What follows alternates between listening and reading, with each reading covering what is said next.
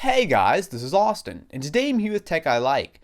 Now this is a series all about my favorite tech and how I use it. So if you're looking for a full in-depth review, you can check out some of my older videos where I've reviewed a lot of this stuff. But the difference here is that this isn't so much a full review, it's just the kind of stuff that I really like using and any kind of interesting or creative ways that I like to use it, and I wanted to share with you guys. To kick the series off, we're going to be talking about the iPad mini, which is not only my favorite tablet, but I would actually say this is my favorite gadget right now. So there's a lot of cool things I like about this little tablet. For starters, I love the size. So I've used a lot of tablets, obviously I do a lot of reviews and stuff. So I use the iPad 2, the iPad 3, the iPad 4, and all of them were pretty good, and I used especially the iPad 3, I used that for a while, but none of them really clicked with me. They were all a little bit too big, too bulky. It's just a little bit of an awkward size that I didn't really like.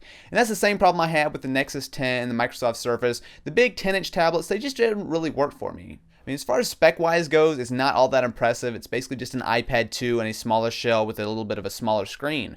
However, when you put it all together, the weight, which is a lot better, so I mean, I could carry this around and hold it all day long and never get tired. The size, I mean, look, I'm holding it in one hand. I mean, try to hold the Microsoft Surface upright in one hand and see how long that lasts you. I actually didn't really like the iPad mini all that much when I first got it. The lack of a Retina display is very noticeable. I mean, if you've ever used an iPad 3 or 4, this screen will look bad. I'm just going to say that right up front.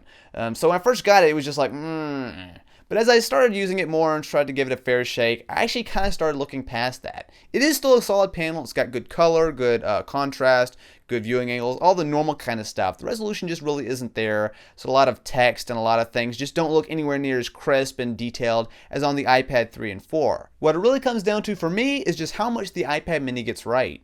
So battery life is a great example of this. Usually I get between 10 and 12 hours on a charge, which is easily enough to get me through a few days of use.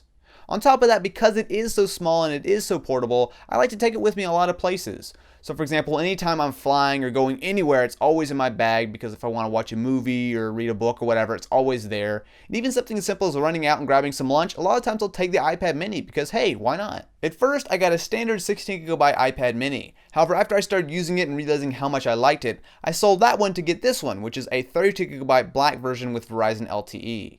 So having 32GB of storage is nice on a tablet for me, as for example I just finished watching the entire season of Walking Dead, or at least catching up on it on the iPad mini. And on top of that, having LTE has been an absolute lifesaver for me. So when I was at CES, I was using it to upload all of my videos, and in fact just the other day my internet just totally went out and I had work to do. So basically turn on LTE, start doing everything from the iPad mini, no sweat. If you're interested in more, feel free to check out my last video where I went over the top 5 video game failures of all time. If you enjoyed, definitely be sure to leave this video a thumbs up, and if you're interested in more videos like this, be sure to subscribe.